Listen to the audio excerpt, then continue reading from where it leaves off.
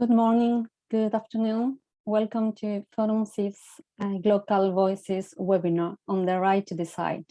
My name is Dolores Caldwell. I'm a feminist researcher and consultant working with gender issues, gender equality, gender-based violence, and women's rights. I'm also a full spectrum doula, originally from Argentina. I've been living and working in Sweden for the last 16 years. And I'll be moderating this webinar on the right to decide, organized by Forum CIV. Forum CIV is a platform of Swedish civil society organizations that for the last 24 years have been committed to strengthening and empowering civil society globally to contribute to a more just and sustainable world.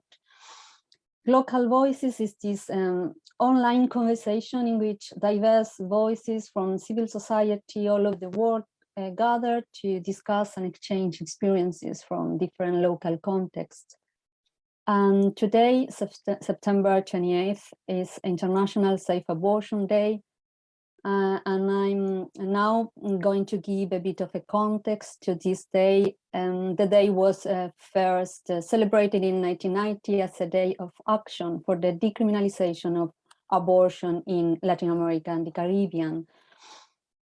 Access to safe and legal abortion continues being denied for too many women, girls, and pregnant people all over the world.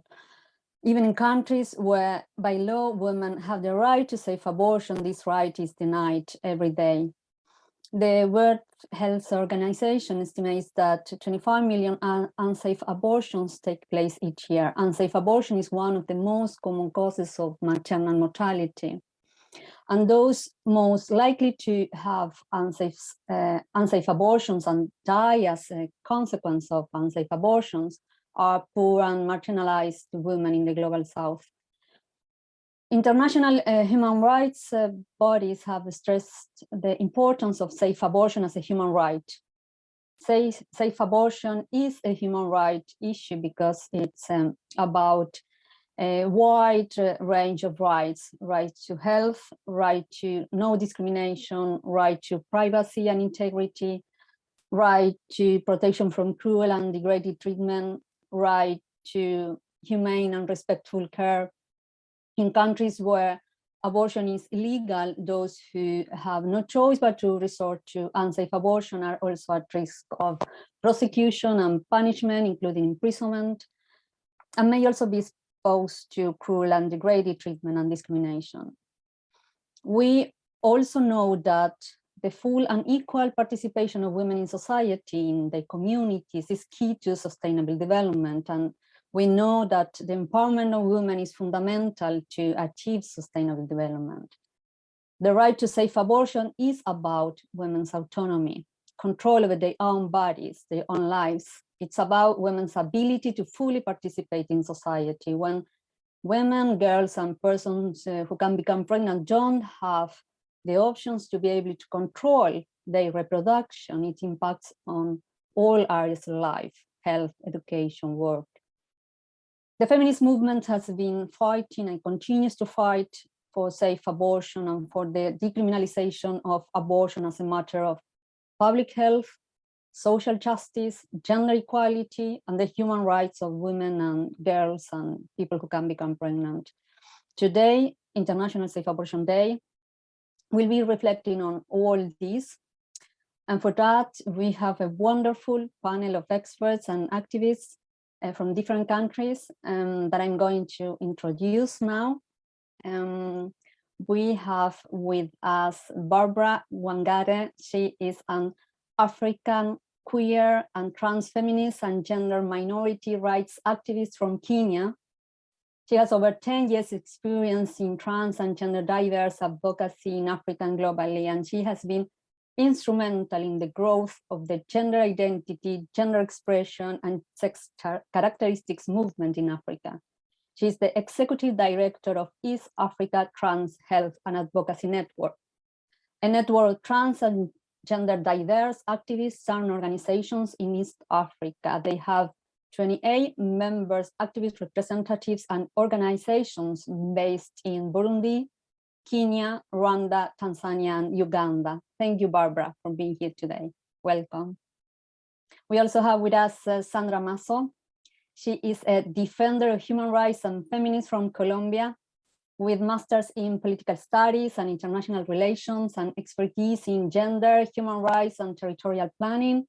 She is director of Catholics for the Right to Decide, an autonomous movement of Catholic feminists committed to defending women's rights and working for the defense and promotion of sexual and reproductive rights, equality in gender relations, and for the citizenship of women from a perspective of human rights, social justice, feminist theology, and secularism. They aim to contribute to social cultural changes and the full exercise of the right to decide. Thanks, Sandra, for being here with us. Welcome. We have also with us Shilly Famboule from Liberia. She's a nurse, innovator, and entrepreneur with master's degrees in education and healthcare system management. She's the founder and director of Teach Teens to Fish, which is a non-for-profit organization that works, among other things, with educating teens on their sexual and reproductive rights and on family planning at community level to reduce the incidence of unwanted pregnancies. Thanks, Shirley, for being here today. Welcome. And last but not least, we have Son Lee from Vietnam. With a background in public health and women's studies, Son works with reproductive justice, gender-based violence, media analysis, and youth development. He has co-founded Vietnam Youth Action for Choice, and a diverse and inclusive network that works for the empowerment and rights of women, children, young people, and marginalized groups in Vietnam, and provides, among other things, young medical students and activists with capacity building on sexual and reproductive health and rights. Welcome, Son. Thank you. And welcome all the four of you. I'm honored to be here with you. And I think that we start with the questions. You know, each of you have 4 minutes max to answer each question. Please try not to exceed that time, so all of you have the opportunity to share with us. And we are going to have a Q&A section at the end. So those of you who are following the event online, please pose your questions to the panelists, because we are going to have some minutes for that. And also the panelists, you can ask questions to each other, and we will take those questions at the end as well. So the first question to all of you is, could you tell us about the situation in your country when it comes to abortion legislation, access to comprehensive sexual and reproductive health information and services, and access barriers to safe abortion? Please, Barbara, go ahead. Thank you so much for this opportunity. I am very happy to be here, and I wish everyone a lovely Safe Abortion Rights Day. I think it is worth noting that Africa leads the world with the highest number of abortion-related deaths. 99% of abortions in Africa are unsafe. In Kenya, for example, though through Articles 26 and 43 of the Kenyan Constitution, abortion is permitted if, in the opinion of a trained health professional, there is need for emergency treatment, or the life or health of the mother is in danger, or if permitted by any other written law. Additionally, post-abortion care is permitted. Abortion guidelines say those who qualify for abortion are women who are in need of emergency treatment, whose pregnancy poses a danger to her life, whose pregnancy resulted from rape, incest, defilement, or sexual assault, whose health is in danger, health meaning a complete state of physical, mental, and social well-being, and not merely the absence of death.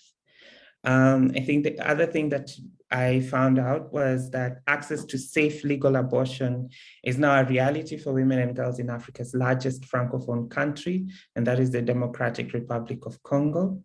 And after over a decade of dedicated policy advocacy, the DRC has emerged as a leader in Francophone Africa by broadly expanding abortion access through domestication of the Maputo Protocol from the African Commission on Human and People's Rights.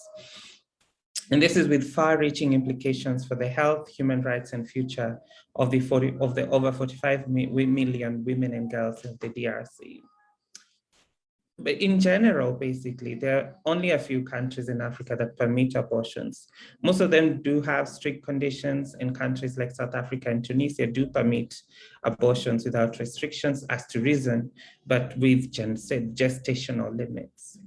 Just a simple overview of the situation in this region. Yeah. And I think that Shilly will be able to expand more on that. Thank you, Barbara. Thank you. Please, Sandra, go ahead. Buenos días y buenas tardes para todos y todas. Muchísimas gracias pues por la invitación a esta importante conversación. Como sé que el tiempo es corto para tu pregunta, Dolores, entonces pues bueno, quiero contarles que con respecto a la situación normativa en Colombia, el aborto, o también llamada la interrupción voluntaria del embarazo, está despenalizado desde el año 2006 en algunas causales, fundamentalmente cuando hay riesgo en la vida o la salud de las mujeres, por malformación fetal incompatible con la vida extrauterina, por violación, por incesto o inseminación artificial no consentida. Este logro fue vía constitucional a través de una demanda al Código Penal.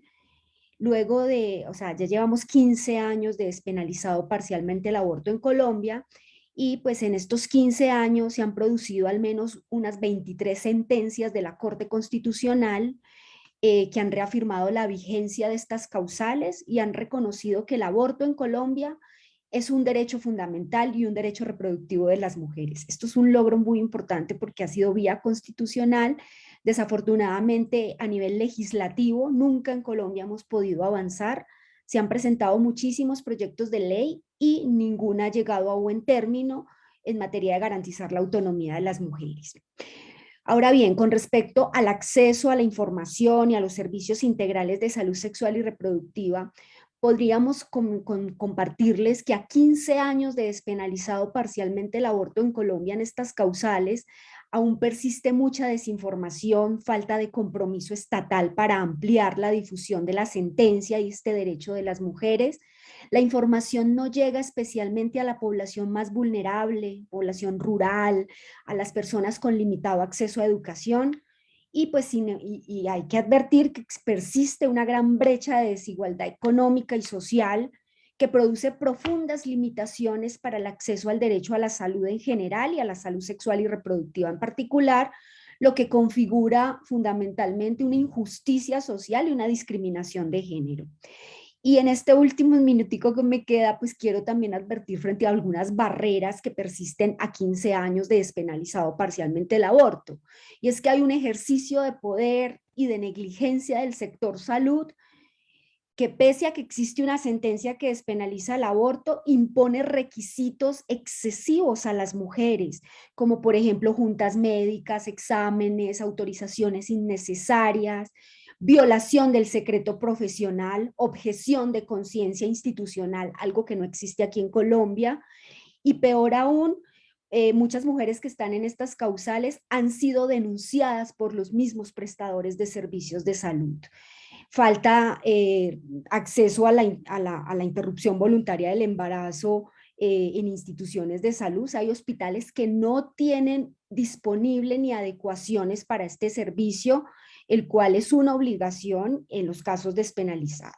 Falta capacidad de formación también a funcionarios, funcionarias para atender de manera rápida y efectiva las denuncias de las mujeres por violación y que se les provea, por ejemplo, anticoncepción de emergencia, se les plantee información sobre que pueden acceder a la IVE. Y en general, y por último, lo que evidenciamos como barrera es el estigma, los prejuicios religiosos y machistas que aún persisten frente al aborto. O sea, hay unas cargas culturales desproporcionadas a las mujeres que lo que hacen es juzgarlas y culpabilizarlas todo el tiempo por ejercer su derecho a decidir.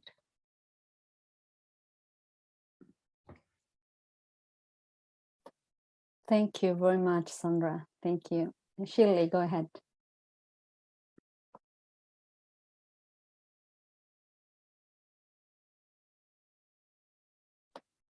Unmute. Thank you for having me into the Forum C family. I'm Shilly Famboule from Liberia. I'm the founder and president director of Teach Teens to Fish. For my country, we do have legislation that supports abortion, but under condition.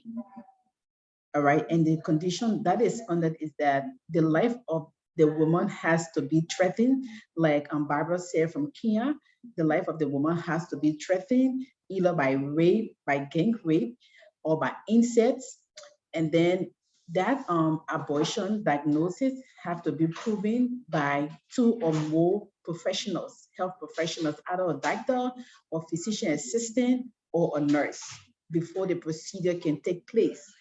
In addition to that, for the procedure to take place, there have to be a certificate signed, a certificate of consent that have to be signed, that is under the law.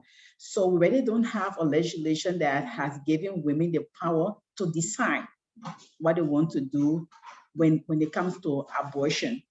On the other hand, looking at abortion, and then in most parts of West Africa, I think the laws are the same. When we talk about discrimination of women that we carry on abortion, where there is no law backing women to decide what they want to do with their bodies. That is in most parts of Africa, especially West Africa that I'm from.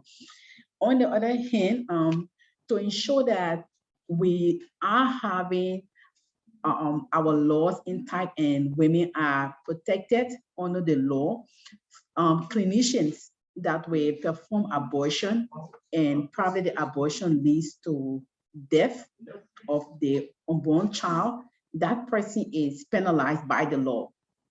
So the law is strict on that. That person is penalized. The board or the medical association sees their licensures, and then they won't practice for a number of years. That is stipulated in their ethics, or in their document pertaining to the ethics and the scope of work. So, but at Teach Teens to Fish, we are advocating that in order for teens to be protected from unwanted pregnancy or unintended abortion that they might have, we are advocating for continuous education at the level of the schools. If teens are educated, definitely we are going to see that we won't have the huge amount of abortion cases that we are having that leads to potential harm and potentially causing them to probably lose their uterus and not being able to have children when they decide to have. So those are important issues. And before I just leave the microphone, I want to say that it's something that we as advocates need to push for.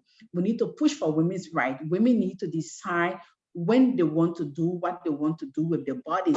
If they decide to do what they want to do with their bodies, they need proper education, because when they are properly educated, they make informed decisions. So before I thank you, I just want to say happy contraceptive week. This week seems like a busy week for abortion and contraception and all like that for women. So definitely let's keep on the fight. We can do it. We are doing it for our generation, and we are doing it for our gender. Thanks to Forum C. Thank you, Shirley. Thanks for sharing your experience. We go to Son. Thank you, Doris. First of all, I want to say thank you so much for having me here today. And I think I feel so humbled to join the discussion with the research scholar and activists in the panel discussion and talk about the very important topics that we have been struggle a lot globally, the rights to make a decision over our bodies and the body of the women, the body, even the queer women body as well. And I want to say happy International Safe Abortion Day. This is a very important event for us to to cheer up for our abortion providers and abortion advocates, and even the women as well. So for Vietnam, I think it is very crucial for Vietnam to join this international forum because we have been neglected for a while due to the category of being seen as a country where abortion is legal. It's legal up to 22 weeks of pregnancy, which is like kind of like follow closely with the WHO technical guideline. And Vietnam also has been seen and known as a country where we have a huge number of abortion annually as well.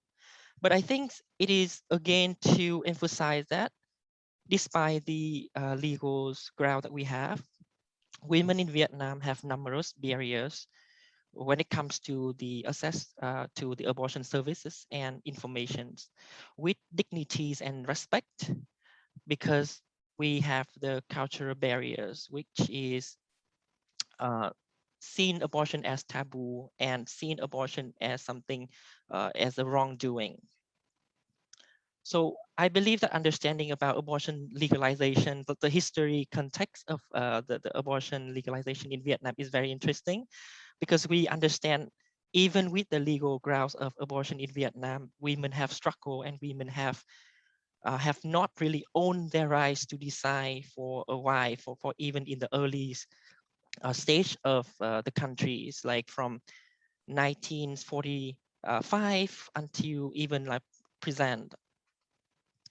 So when I mentioned about the legal grounds that we have in the country, I want to clearly say that we do have the law on protection of people's health, and in the law we say women have rights to choose the contraceptive method, to choose the abortions, to receive the gynecological diagnosis and treatment, to have the health checkup during pregnancy, and to have the medical services when giving birth at the health facilities. So it's very clear and very loud, but in fact, it is not easy for the women to come to the decision that if she doesn't want to have or maintain or remain pregnancy, how can she make a decision about having a safe abortions. Thank you. Thank you, Son. It's thank you all of you. It's really important that you are sharing with us. And from Africa and Latin America, we see how limited the access to safe abortion is.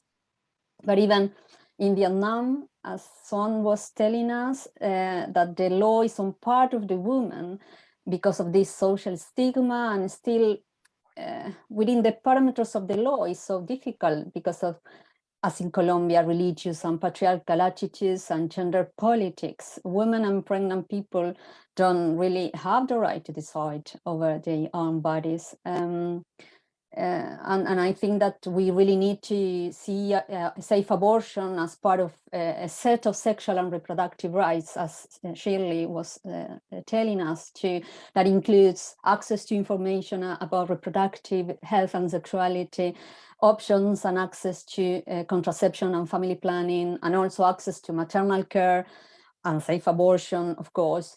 But when there is access to all these, outcomes are better. And there are fewer abortions. So it's very important that we keep telling the world that abortion saves lives, really. Thank you for sharing with us. And let's move to the second question, which is about the impact of all this on sustainable development. So the question is, in terms of development in your community, in your country, what are the impacts, the opportunities and challenges of the lack of access to reproductive health services, including access to safe abortion, on sustainable development? So please, Barbara, go ahead.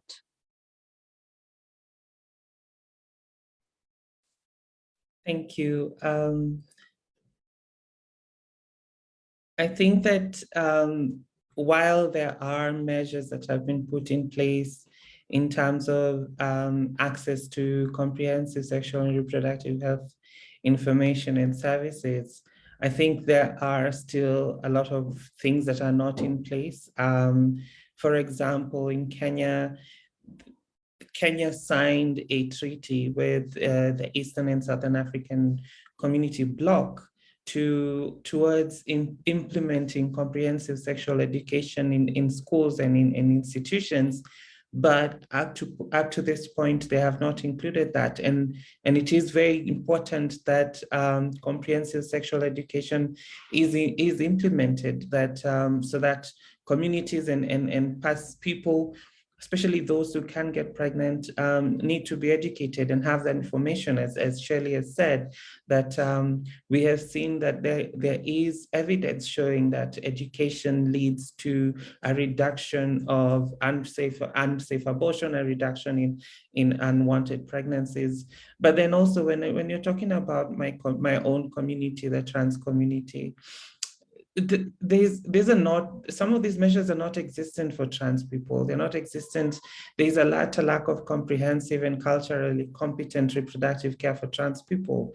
There's very little research done on what SRH looks like for trans people. We even have seen how some countries, where some countries, trans people have been required to be sterilized in order to have their gender legally recognized. And this is really wrong.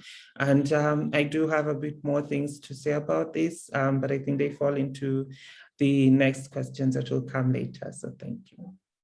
Okay, thank you, Barbara. Sandra, go ahead.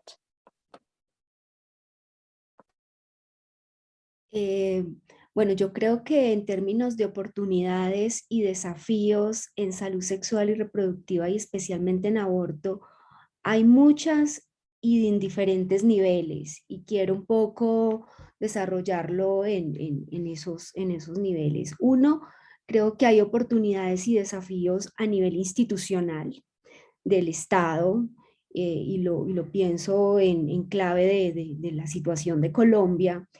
Y es que es importante de cara a 15 años de despenalizado el aborto, de tener una política pública en salud sexual y salud reproductiva que se garantice el derecho a la salud. O sea, leído esto en clave de desarrollo, pues hay que entender que la salud no puede ser vista como un servicio desde un modelo de mercado, sino que la salud es un derecho, ¿sí? Y todo esto tiene que ver con los compromisos que también ha asumido el Estado colombiano en materia de salud sexual y reproductiva y en materia de salud a partir de los objetivos de desarrollo sostenible. Y cabe recordar que el objetivo 3 ha sido muy claro en garantizar salud y bienestar a toda la población. Entonces, creo que un gran desafío es asumir en serio que la salud no puede ser vista como un servicio en una lógica de mercado, sino que tiene que ser vista como un derecho fundamental para la población y que tiene que estar interrelacionado con otros objetivos de desarrollo. Y creo que Bárbara lo mencionaba y coincido perfectamente, y es en el objetivo 4 de desarrollo sostenible de educación.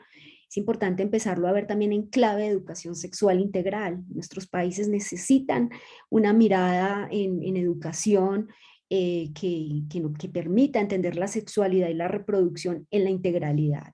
Lo mismo tiene que ver con el objetivo 5 de igualdad de género y el 10º con la reducción de las desigualdades. O sea, para mí estos objetivos de desarrollo son clave para pensar también la sexualidad y los derechos sexuales y reproductivos en clave de justicia y en clave de ir eliminando la desigualdad.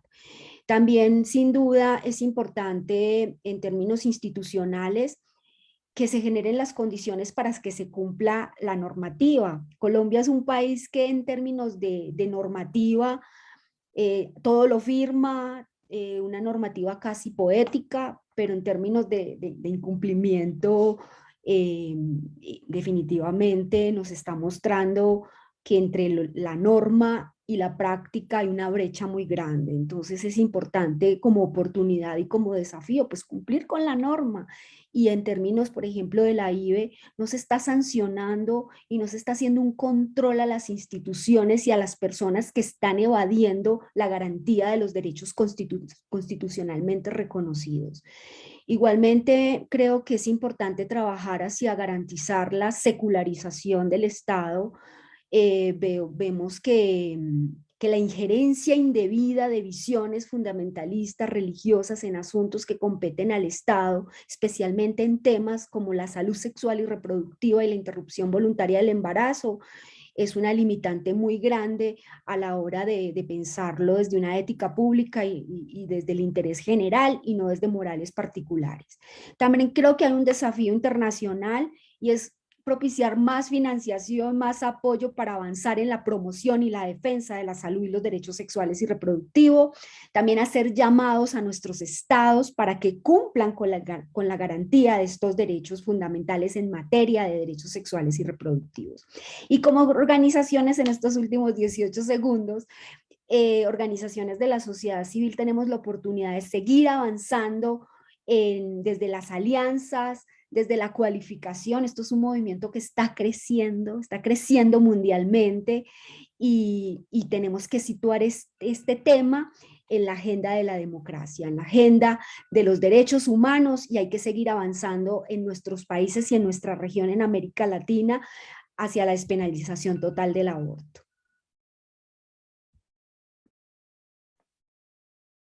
Thank you, Sandra. Thank you. So, go ahead. Sorry, Shirley, go ahead. Thank you again, Dolores. Talking about the impact that abortion or that teenage pregnancy is going to have on the community. I would want to say it affects not only the community, it affects the person involved, it affects the family, it affects the community, and it affects the country, the entire country.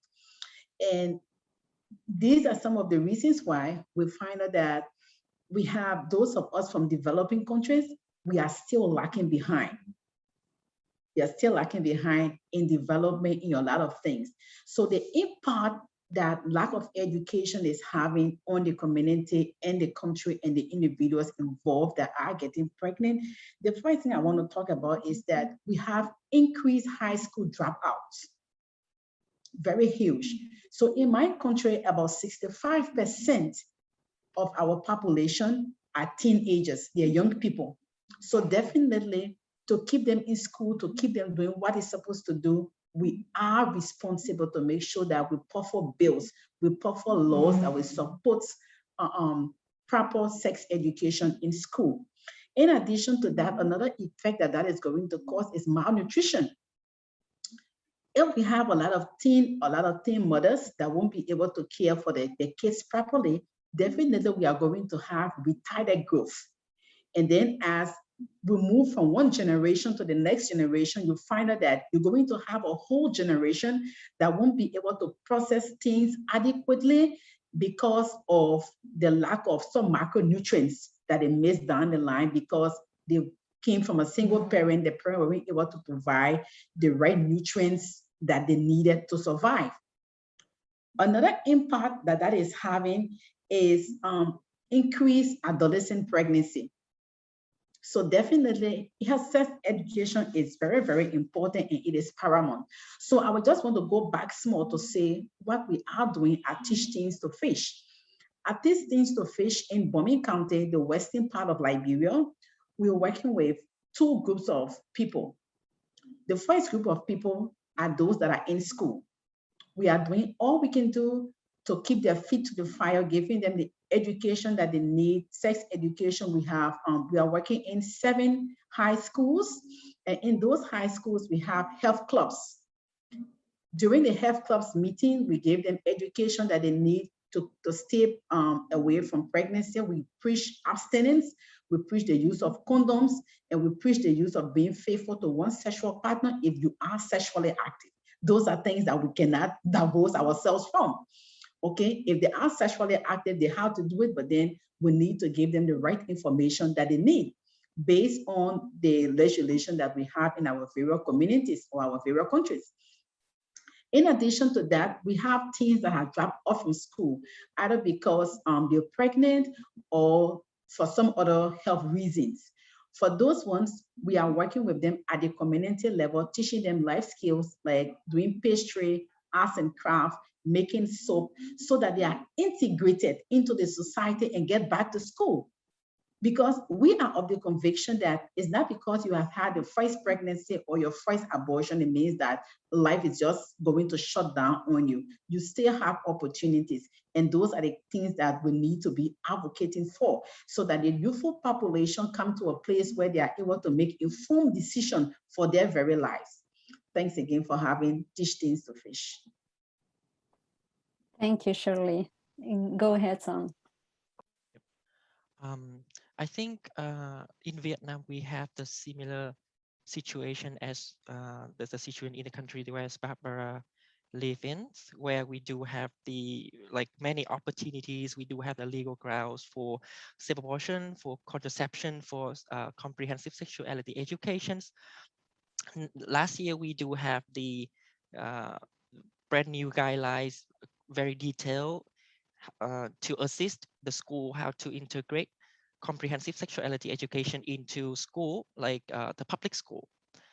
And we do have the national guideline to assist the health settings and the abortion providers how to make abortion even safer, like very comprehensive in the papers.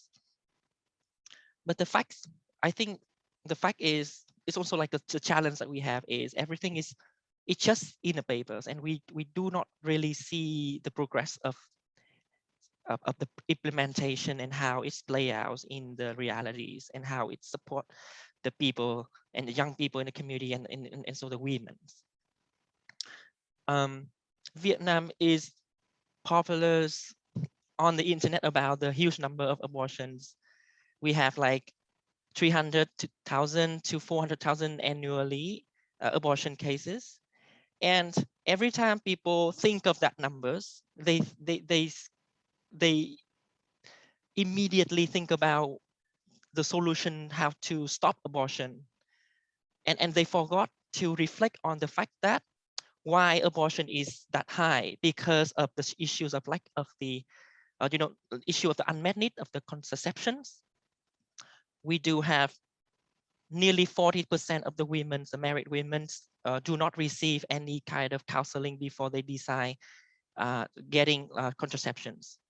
We have more than nearly 30% of the young people cannot really get the contraceptive method that based on their will, based on their requests. So we do acknowledge the high number of abortion in the country, but I think in terms of development, in terms of the rights to decide agenda and the women's rights, we need to really shift the look into why this happened rather than see, okay, this is the issue and then we have to stop abortion by, banning abortion or shaming abortion or make abortion something really bad in the country. So, and that happened even in the CSEs in our country as well, because in my experience, when I was a little boy, study like biology topics in the school, and then when it came to abortion, the textbook said abortion is dangerous, abortion can cause infertilities, abortion can kill. So those kind of informations, like provoke the idea of the negative connotation for abortion and make abortions as something very bad in the country.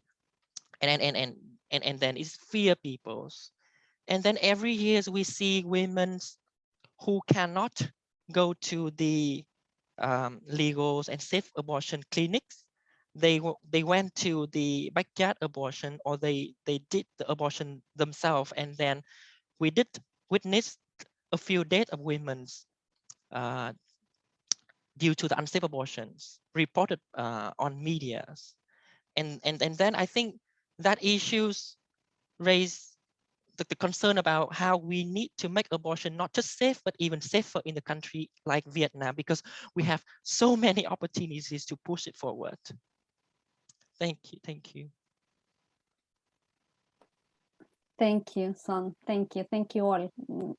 Thank you very, very much. It's really interesting. And I was, while you were sharing with us, I was thinking that is so important in terms of sustainable development, that the only thing that restrictive abortion laws or the existence of access barriers, as you were telling, and this actual lack of access to sexual education and contraception, and even this propaganda against abortion that Sand was telling us about Vietnam, the only thing that all this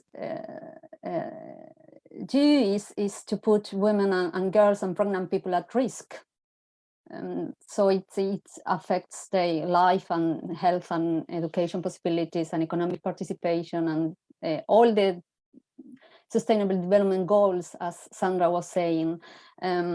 So thank you for all your ideas and experience sharing with us now. We can move to the third question, and this is, I would like to ask you to share with us your thoughts on this idea of safe abortion as a human right, from your experience in your community, in your country. Please, Barbara, go ahead. Thank you. I realized I had notes about the question that was around access barriers to safe abortions. And I don't know whether I'll be able to fit all of it into 4 minutes, but I will try and combine the two. And if you allow me to speak about that in the next part. So when I'm thinking about this, while abortion is permitted in specific cases, as stated before, the practice of abortion is still contentious. Most of Africa is heavily religious, and abortion is considered as a taboo and as murder. Because of the laws that are not specific, many providers are reluctant to offer abortions because of the uncertainty regarding whether they would be legally backed and protected by the Constitution. Again, there is great influence by US-based pro-life organizations on religious leaders and anti-abortion advocates in Africa who bring loads of support to continue to make it difficult to access safe abortions, and who influence society into seeing abortion as something that is wrong and that's a taboo, which leads to further stigmatization of people who actually would like to or think about going or even go on to have abortions. The issues are at the core of the reason why we have 99% of abortions in Africa being unsafe abortions. Furthermore, it is near impossible for queer and trans people who are assigned female at birth and have the ability to get pregnant to access safe abortions due to the stigma and discrimination against those who are not cisgender or heterosexual in society. Just continuing on, sexual reproductive health and rights of transgender people can only be understood by considering the social, cultural, and legal, historical, and political context in which people are situated. It is therefore necessary to address the situated vulnerabilities and resiliences surrounding health risks and rights of transgender people, including the pervasive stigma, discrimination, violence, and social and economic marginalization that transgender people face. On one key issue that must be addressed to ensure the SRHR of transgender people is gender affirmation. Gender affirmation refers to the process of being affirmed and recognized in one's identity or expression. 4 dimensions of gender affirmation have been conceptualized, which is the social, psychological, internal, medical, and legal. There is no one-size-fits-all approach to gender affirmation, right? And many transgender people do not have access to or are denied gender affirmation, including hormone monitored by a healthcare provider in accordance to international standards of care, trained medical providers, insurance coverage for surgeries and other medical interventions. And they face, and they do not have legal gender recognition. Additionally, gender-affirming healthcare that appropriately and respectfully attends to sexual and reproductive health needs of transgender people is uncommon. And it's important that the right of transgender people to high-quality healthcare includes gender-affirming primary care, such as preventive screening for mammograms and colonoscopy. So then it is really important that we recognize that it is important to include trans and non-binary persons in the reproductive sex education, in reproductive sex and healthcare, and especially when you are discussing around comprehensive sex education, that education also involves understanding the nuances and variances of sexuality and gender identities, and that persons who have different forms of bodies do also require these types of services and services that are competent and culturally understanding of their identities. Thank you, Barbara. Go ahead, Sandra, please. Bueno, esta pregunta pues me llama mucho la atención porque pues, sin duda la gran apuesta es por el aborto seguro y pensar el aborto como un asunto de derechos humanos nos sitúa en un lugar también distinto de la discusión. Y pues no cabe duda que el aborto es un asunto de derechos humanos porque este se encuentra implicado, así como lo decías tú, Dolores, al comienzo, se encuentra implicados muchos derechos. O sea, aquí está el derecho a la vida, a la salud, a la educación, a la libertad, la dignidad, la autonomía, la integridad, entre tantos derechos. Y asimismo, pues el aborto seguro tiene que ver con la igualdad y con la no discriminación a las mujeres y personas gestantes, porque son las principales afectadas sin duda por un sistema patriarcal de valores y de normas que estigmatizan y vulneran el ejercicio de la libertad de decisión de las mujeres con respecto a su cuerpo, a su vida, a su sexualidad. Y pues con esto se está vulnerando la autonomía reproductiva y se mantiene ese paradigma patriarcal y misógino de la maternidad como una obligación y no como una opción. ¿Sí? En el cuerpo de las mujeres y de las personas gestantes es donde recaen las múltiples violencias y desigualdades que implican maternidades forzadas. Y eso es una vulneración a los derechos humanos porque eso es tortura. ¿Sí? Pues tras un embarazo siempre hay un proyecto de vida y ninguna persona puede ser obligada a ese proyecto de vida.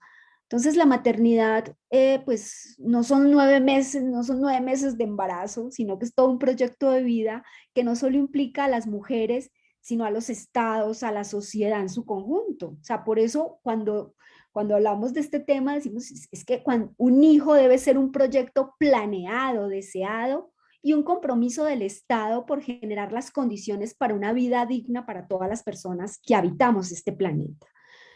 Y pues como sabemos, el aborto es una práctica milenaria, ancestral, pero también es un ejercicio de libertad, de resistencia, de decisión y de autonomía de las mujeres.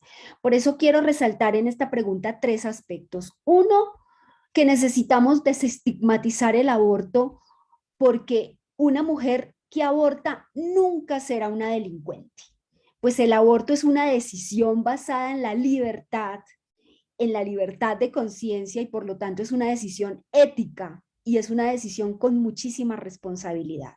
Lo segundo que quiero resaltar es que es urgente legalizarlo en todos nuestros países porque este debe ser un procedimiento seguro y no es un asunto de orden penal, ¿sí? No es un asunto netamente de carácter penal, pues no es un asunto penal, sino que es un asunto de garantizar un servicio médico seguro.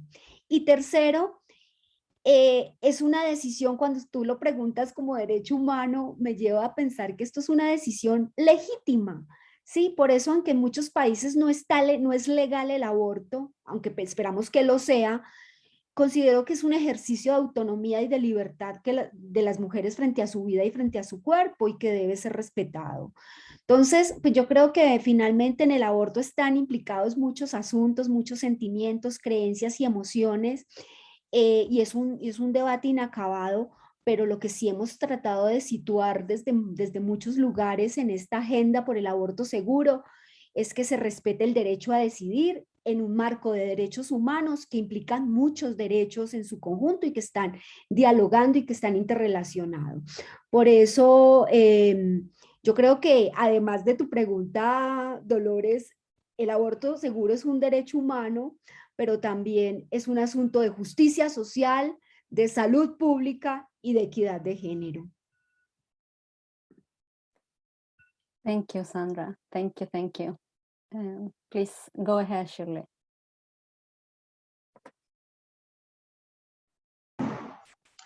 Okay, talking about the issue of abortion is something that I think policymakers, advocates have to come together on the round table to put forward policies that will promote and protect females.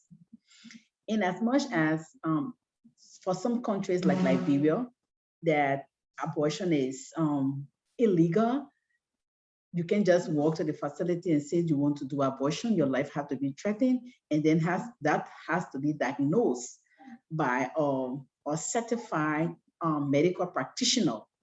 In as much as we have all of those laws, yet and still, we still have clandestine abortions taking place that leads to potential harm and even death on the part of the female.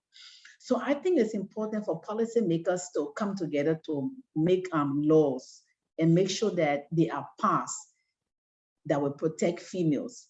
What I want to flag out here regarding the issue of discrimination, females, women that practice abortion are discriminated in most parts of the world, especially where I'm from, because women are placed in a dilemma. We have the religious side that forbids us to do abortion because it's considered as murder. And then on the other hand, you are looking at reasons why you want to abort the pregnancy that you are having. So females are in a dilemma. That's the reason from the beginning I said it is important for us as advocates to do a lot of education. If females are educated, it's going to help them to make informed decisions. Nevertheless, if they are pregnant and decide to have abortion clandestinely and they come to the facility to end the abortion, definitely we are under obligation as health providers to make sure that abortion is safe because we want to save the life of the mother. So we save the life of the mother and then we give her proper education. In all we are doing to talk about unwanted pregnancies, to talk about safe abortion, is not possible to leave education out. Education is the nucleus of what we are talking about, and it is important. If women should make informed decisions on their bodies, it is important that we have the proper education that we are having, and those policies that we are having on the books, they should be implemented. We have policies that says we do comprehensive services for reproductive health at the level of the institutions, at the level of secondary and tertiary institutions. But in reality, that is different. That is different. So we need to come to a place where we draw the line in between having it in letters and having it in being practical. We have to be practical with what we are talking about, abortions. So those that are around the decision-making table, definitely we have to do what we have to do to make sure that women's rights are protected. Thank you, Shirley. Go ahead, Sam. Thank you so much. I think I'm very interested in all of the ideas elaborated by our panelists. And I think Sandra have a great reflection when she talk about abortion is not just a human right, but also like gender equalities, the issues of other topics that integrated into one's. And I think to think of abortion as a human right, we must extend the understanding about rights in the highest standards. When we talk about rights, we don't just talk about the abilities or capability to do something, but the important things about right is when you do it, you got the protection. When you do it, your dignity is ensured. protected. And that is the case where women in a lot of countries, when they can access to abortion, but then they got shamed, they got stigmatized by the communities or the people who cannot really like relate to their story or to the reason why they need an abortion. So in Vietnam, the stigmatization is very severe when people still consider abortion as murders. I think the same where it is in Liberia. We still, in a lot of community in Vietnam, people still consider abortion as an act of murders. So the stigmatization is even lie under the treatment of the health providers and the abortion provider as well. So recently, when we launched the news initiative to collect story from women in the country, talk about their experience of having abortion, we have a story that that person talk about she experienced the stigmatization from the health providers. They questions a lot about her decisions. They told her that she can be educated, but she careless. So now she has to deal with her consequence, and she called her the irresponsible woman. And I think this is when the right is not practiced, because the dignity is not there anymore. So she's lucky because she had her abortion, but the environment is very toxic. The environment is very cruel to her when she had that abortion. And that is the first thing that I want to talk about when we reflect abortion as a human rights human rights articles. The second thing that I just want to add in our discussion is the propaganda and the idea of population aging. I think it's happened in many countries right now when the governments and the country afraid of losing the human resources to work, the capitalist idea of losing the human resources to work.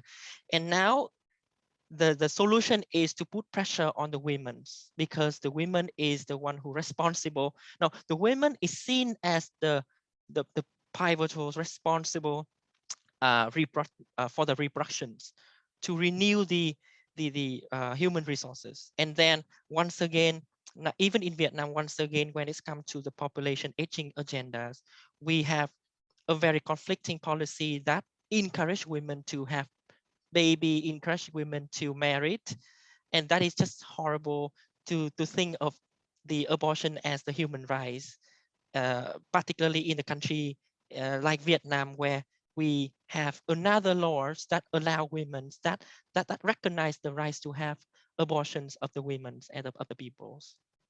And that is one of the issue. I think it's a very important issue when we need to talk about even the idea of, like how the capitalist, the influence of the capitalism and the influence of the developments ideas from the industry and from the Western as well.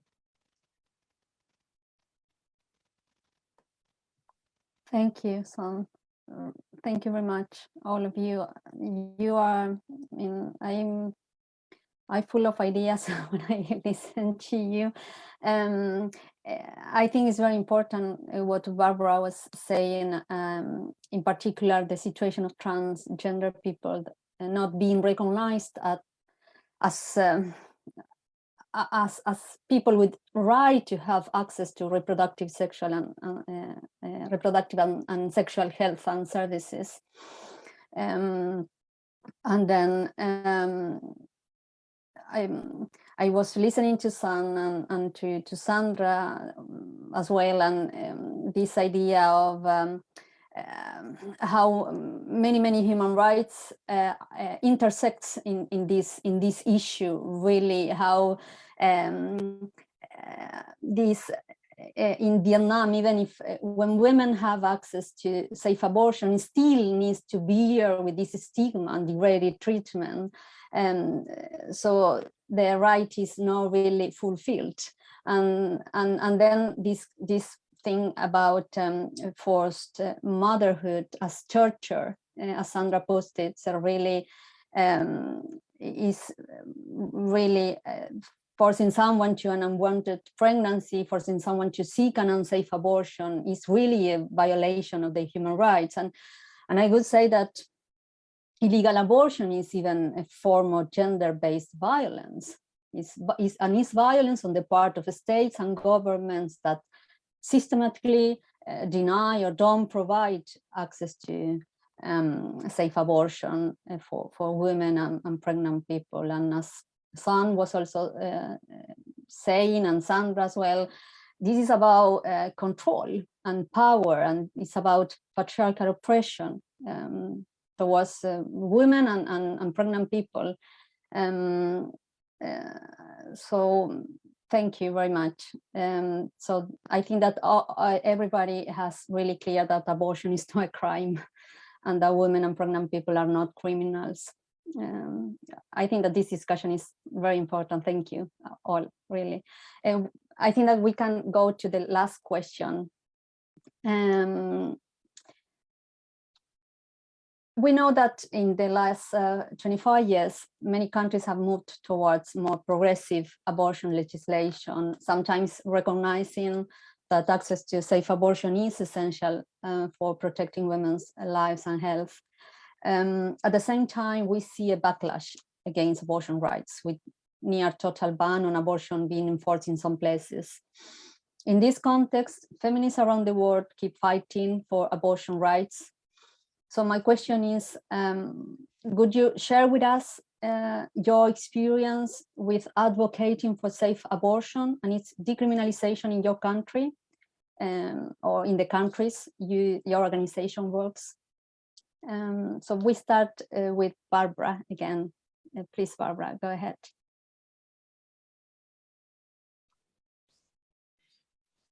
I have to say that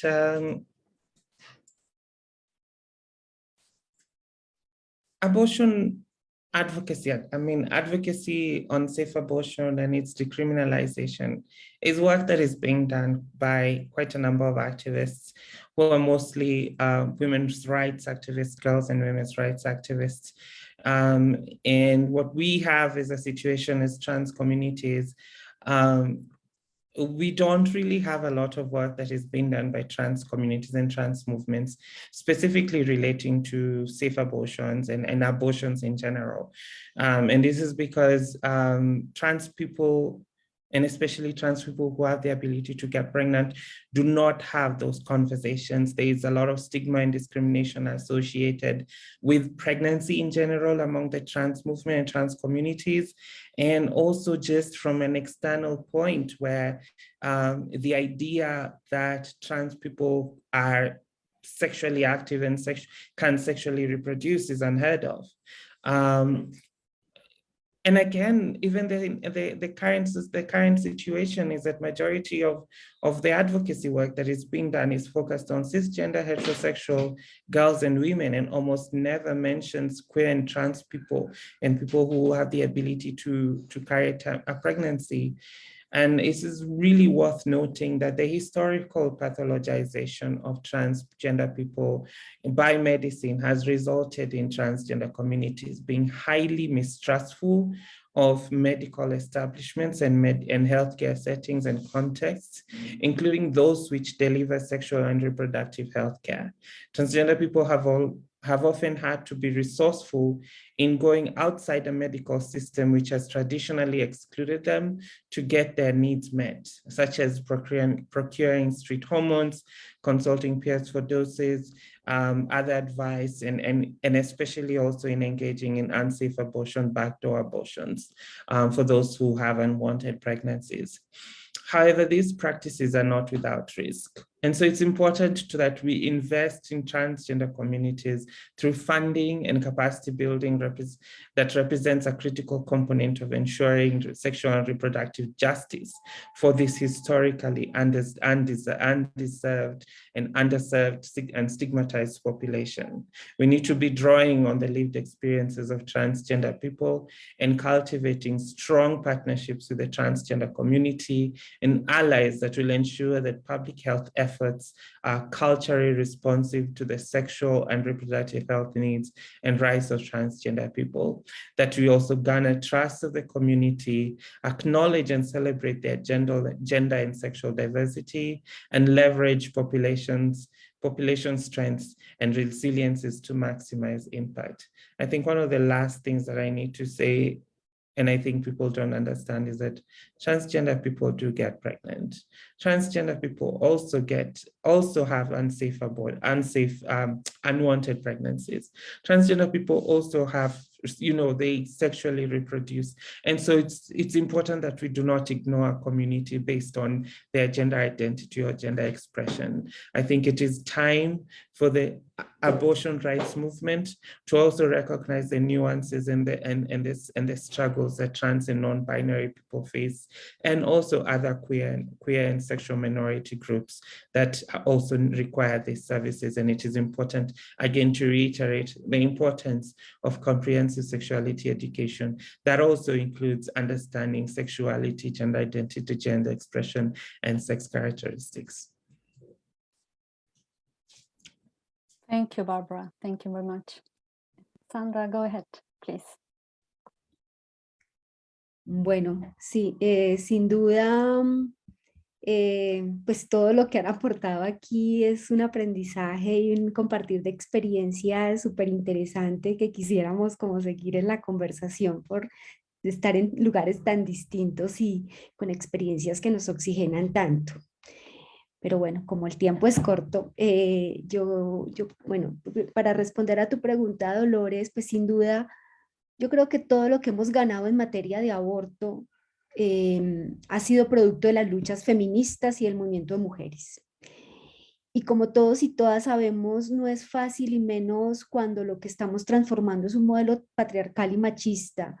Por eso los triunfos, porque estos son triunfos. Hoy hablar de la despenalización del aborto en muchos lugares, estos son triunfos y que hemos tenido y siempre van a desacomodar al poder. De ahí que las barreras y los obstáculos de todo tipo siempre serán una respuesta de estos grupos y visiones fundamentalistas y antiderechos por mantener el control del cuerpo, de controlar nuestras vidas y nuestras decisiones.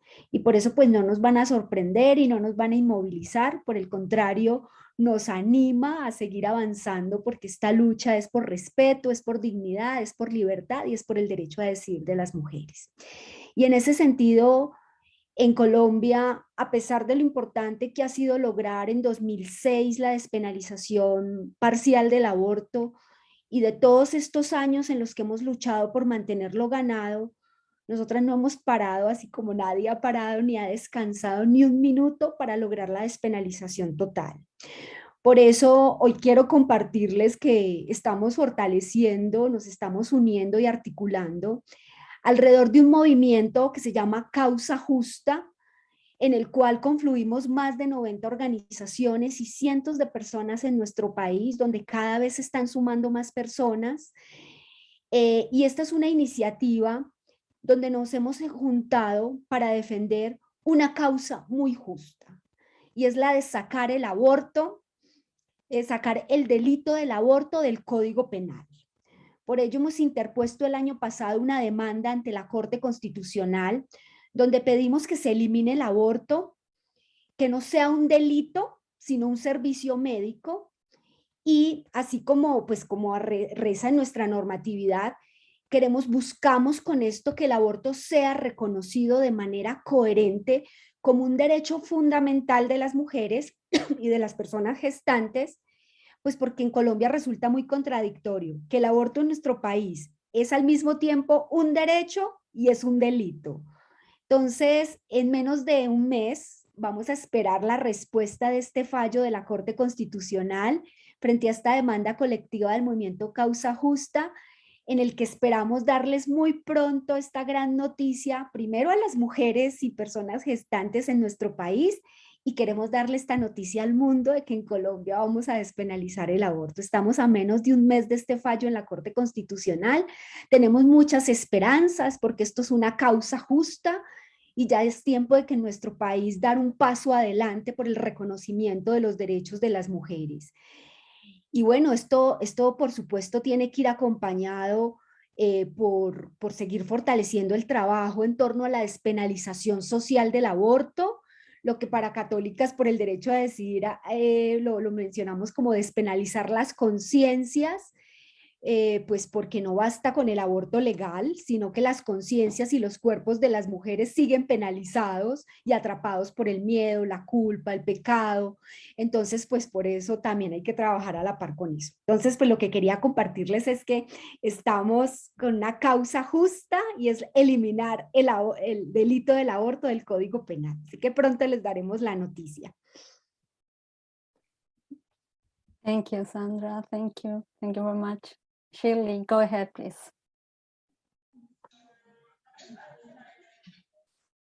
So thank you again to Dolores.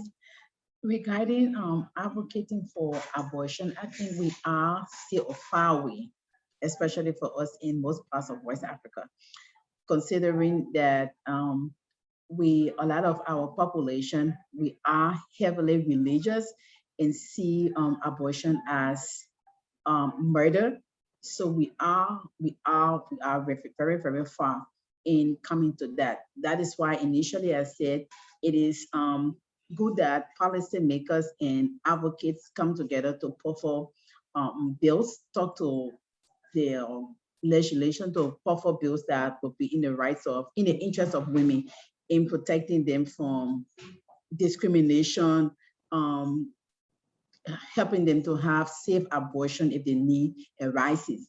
So I would just want to leverage on what Sandra said. We have all of the laws.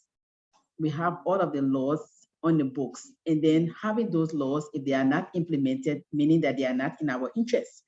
In as much as we have the laws, policymakers will come together and put those laws together. The laws have to be implemented. On the other hand, if abortion is done clandestinely, healthcare providers have to understand that when those women come to the hospital, they are coming for medical service, and that shouldn't be considered as something criminal. They shouldn't be discriminated. So we from Teach Teens to Fish, we are working to promote the aspect of decreasing the teenage pregnancy, unwanted pregnancy by teenagers, promoting education, sexual rights, and reproductive health education at the level of the school and even at the community level. And we are of the conviction that once that is done properly, we are going to decrease the number of teenage pregnancies and abortions that we are having across the world, in Liberia to be specific. Thank you. Thank you, Shirley. Thank you very much. Go ahead, Son. For Vietnam and the Vietnam UX Info Choice, I think since 2015, we did some advocacy at the policy context to make sure that abortion, like the legal ground for self-abortion in Vietnam is maintained and remains as it has been stated by the law on the protection of the people's health. Because in 2014, the General Office for Population and Family Planning, they did the bill and like the population bill, a very huge bill talking about how to develop the quality of the population and how to like talk about a lot of like public health issues as well. And then one of the articles in the bills talk about the limitation of abortions, and the limitations that the bill state is not over 12 weeks of pregnancies. And at that time, we gather young people who are vocals and who are very interested in the reproductive and sexual health and rights. And then we did some training for young people in the community, and then we trained them on advocacy capacity. And we had dialogues, one forums with the policymakers at that time to share our opinions and to to make sure that we can give them the message that abortion is right, and there's no way that we can stop abortion by just banning abortion, because abortion is needs and it's a right. It's not something that you can stop it by releasing the law and say that we don't, or we prohibited abortion, and that doesn't work. And we see how it doesn't work in a lot of countries where abortion is highly restricted, and we still see a lot of unsafe abortion happen in those countries, and we don't want Vietnam to go that way. So we did the advocacy activity in around 2015 and 2017. So far, the bill is postponed, and we actually lost track of how the bill is going on, because it still appear in the national platform of the governments. But the recent news that we got is no one actually talk about it anymore. So it's just very confusing, like if Vietnam, everything's related to policy and politicals, propaganda and agenda is very confusing and very hard to really keep track on or monitors what happens for the policy and the laws. The second things that we the just recently thing that we have done so far is we build a website talking, and we provide people with the information about abortions. We call it Abortion Story. We try to collect abortion story from different peoples to diversify the experience, to bring the positive representative of abortion as well, to show the communities that abortions it's not a taboo, it's not murder. Sometimes it gives the relief for the women. It makes the women feel better, and it ensure the women can continue pursue anything that she's hoped for and she's expected for about like to happen in her life. And we and I think I'm kind of like acknowledge what Barbara said about the intersectionality between reproductive justice and reproductive right, and also the LGBTQ rights, the transgender rights, and the rise of the non-binary and queer folks to access to safe to the information and the services of the reproductive health and sexual health. I assume that now even the women in general cannot really access to safe abortion freely and with respect. The same situation would happen with the queer women and the non-binary women and the non-binary people in Vietnam as well. So the first thing that we did to the projects, to the website that we just built, is we changed all the gender pronoun into the neutral pronouns to make sure that when the non-binary people, the queer audience, when they seek the information, they can see that, okay, this information is for everyone. It's not just for the women's in terms of representation, in terms of presentations. So we expect that we can continue develop on the intersectionalities approach to make sure that we can build inclusive movements of the reproductive rights and reproductive justice. And one of the last thing that I want to share is that we also think about, we did one video to talk about reproductive health and reproductive rights. We collaborate with the disability network to make sure that we can also have the informations performed using sign language. So it could be reach further to the wider communities. Thank you. Thank you, Son. Thank you all, really.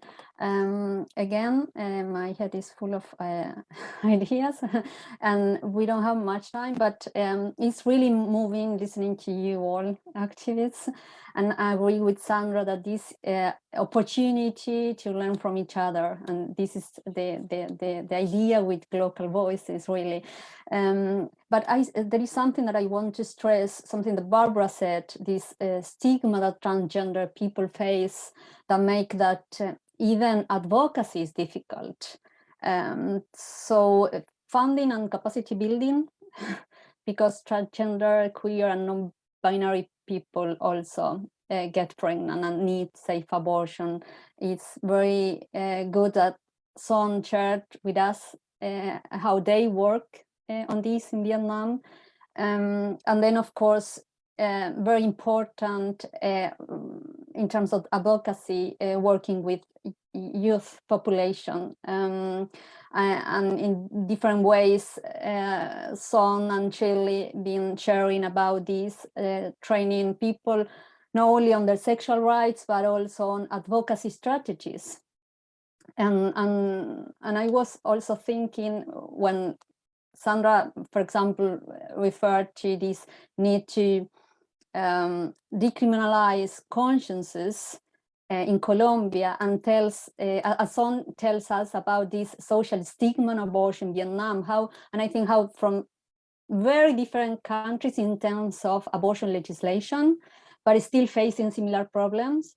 So I think really that the question is that we need to find strategies that may be different from according to the different contexts, but that we can learn so much from each other and support each other in this fight. So I hope this conversation is starting to make alliances and share knowledge and strategies.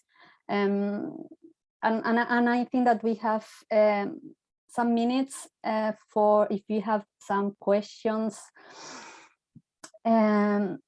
I think that all of you can read. There is a question from someone that is following the event. I'm gonna read, and maybe some of you want to answer. This person asks, how can we decriminalize access to safe abortion in social and cultural terms? How can we position that the discussion is not whether to abort, but whether we will continue to allow clandestine abortions to occur and for women to continue to die? Is someone that wants to answer? I can share my opinions on the first part of the questions. Okay. Yes.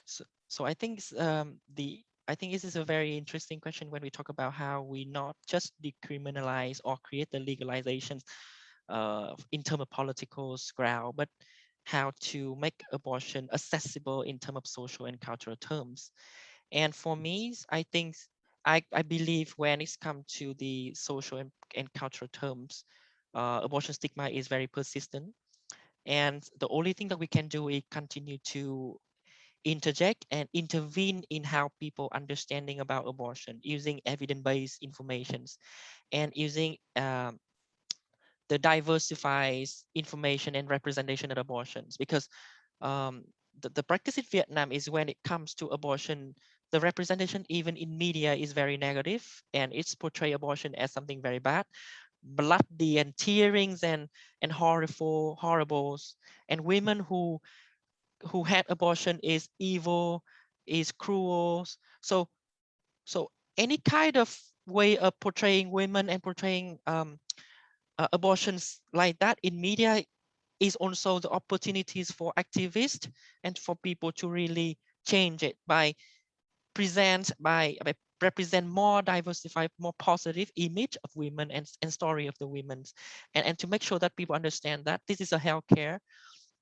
This is not about the blood bees. The story is not homogeneous. It's not just bloody. It's sometimes it's have the tear, but the happy tear is the relief of the women as well. And of course, we need to come to this comprehensive sexuality educations. We need to have the clear information and evidence-based information about abortion in the framework of CSE, the comprehensive sexuality educations. We cannot neglect it at all. Thank you. Thank you. I think that you answered all the entire question, because the rest was how can we position that discussion not whether to abort, but whether we will continue to allow clandestine. And I think that this not making the discussion about moral, but about health and public health. But Sandra, you go ahead, please, if you want to add some to that question. Sí, pues bueno, yo creo que Son de una u otra manera respondió bastante, pero quiero simplemente apoyar como el argumento de la necesidad de la despenalización social del aborto, que en América Latina ha sido pues un proceso que ha ido de la mano con la despenalización legal.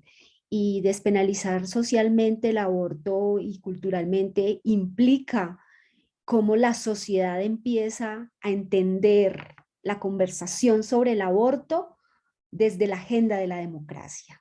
Sí, porque es que cuando volvemos esto, la agenda solamente de las feministas o la agenda solamente de los derechos sexuales y los derechos reproductivos, a veces la sociedad empieza también a estigmatizar el feminismo mismo y esta reivindicación.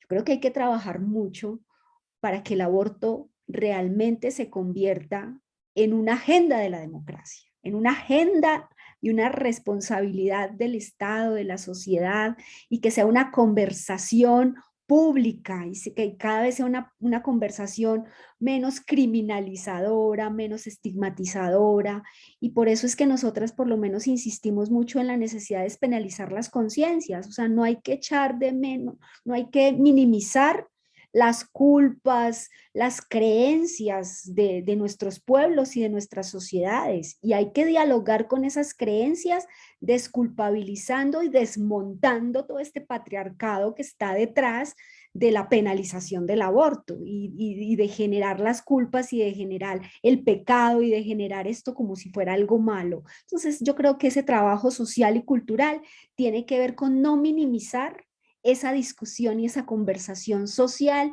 y de generar mayores espacios de respeto y de entender y situar que las decisiones frente al aborto pasan por los cuerpos de las mujeres y por el derecho a decidir de las mujeres. Thank you, Sandra. Thank you very much. I don't know if Barbara Shilly wants to say something about that question, or we go to the next. We have this other, I'm going to read this one. Sexual and reproductive health has a heteronormative approach. As a diverse, non-binary person, attending this medical appointment is always a horrible and disappointing experience. Medical personnel should have a broader gender education. After all, they don't treat standardized bodies, but people who have diverse ways of being human. Now, how can we promote gender approach and education in all disciplines that deal with human dimension, including our bodies, and not just a matter of social sciences discussion? In many countries where abortion is legal, doctors refuse to carry them out. Also, I think this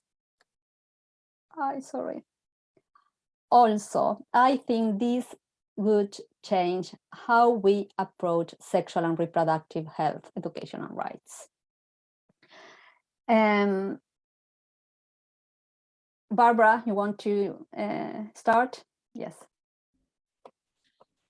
Yes, to the person who posed the question, I feel you, and I completely understand how it feels to be a non-conforming person with a non-conforming body trying to get healthcare services from a medical practitioner who has no idea what kind of needs that my type of body would have, however it presents itself, or any other person who is not cisgender, not heterosexual. And it is really, really, really unfortunate that that's the reality that we have.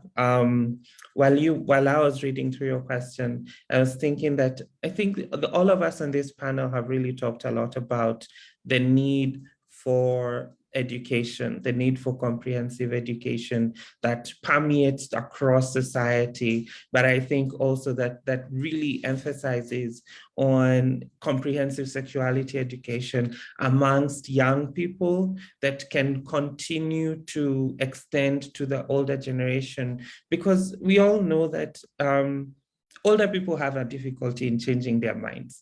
And I think the younger generation has an opportunity to live lives that are different from the older generation.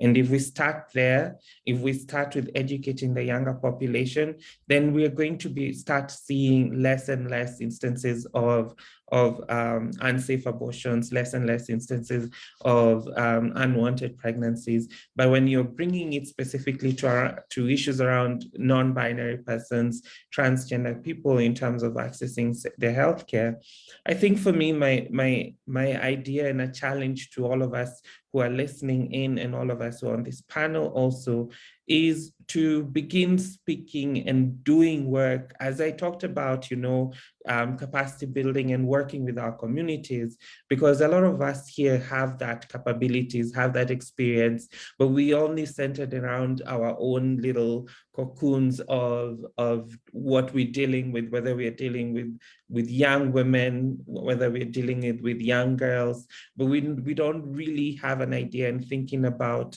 how within that community of young women or young girls, there are those who do not identify as women, but are within that cohort. There are those who do not identify as girls, but are within that cohort, and that our education, our advocacy, our messaging needs to be inclusive. And thank you so much, Sonli, for mentioning that you went ahead and changed your terminologies and your language within the website and the work that you're doing to be more gender inclusive and to be to say they. I think those are some of the small things that are important. And I think that we need to advocate for changes in the education that we have. And one of the ideas that I was coming up with is that we could also go a step further and advocate for changes in curriculum for schools, in curriculum for universities, so that the people who are being taught to become healthcare professionals have started that, have that education within that, so that then when they're getting into the medical field, into the working environment, they already have that information that they understand the nuances of non-binary persons, of trans persons, of different ways that bodies will exist, so that any person who comes to them for a particular service, irrespective of how they identify, how they look like, how they express themselves, they can get the service that they need, that is required for their body type and for their person and for their identity, and they are treated with respect and recognition and understanding. Thank you. Thank you. Really, thank you very much. Is Shirley and Son or Sandra wants to share something? Because we are on time. Yes, we are. Yes, and we did it really nicely, I think. I want to thank all of you, also those who asked questions, those who are following us. And I think that all comes down to women's and other gender identities that have the reproductive capacity to get pregnant, right to control their own bodies. So all the processes of decriminalization of abortion are in fact disputes for this control of their bodies and autonomy and sexual autonomy. So I think that that's the common fight we have in front of us. And I want to thank you all, our panelists, again, Barbara, Sandra, Shirley, Son. Thank you all very, very much. And thanks to Forum Seed, and thanks to Valeria and Daniela behind the scenes that were working a lot to organize this event. And thanks to those who joined us today from different parts of the world. And, keep fighting. Thank you very, very much. Gracias.